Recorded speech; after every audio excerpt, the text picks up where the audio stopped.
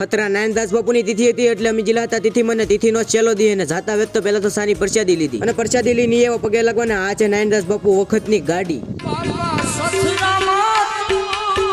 આ મંદિર તમે જોવો છો એ હાલમાં બનવાનું છે.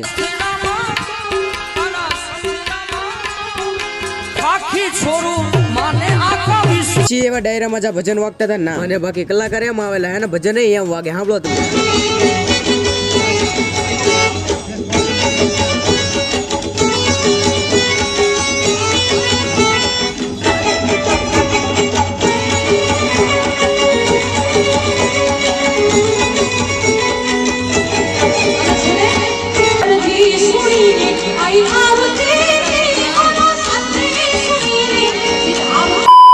બારને ચાલીને ભજન સાંભળવાની કે મજા આવી જાય ને મિત્રો. લાઈટ નું ફિક્સિંગ જોવો ખાલી ને મિત્રો. ભજન સાંભળીને ધરાઈ જાય. હવે નીકળી ઘર સાઈડ. મિની બ્લોગ સારો લાગ્યો તો સબસ્ક્રાઇબ કરવાનું ન ભૂલતા. જય શ્રી રામ એન્ડ બાય.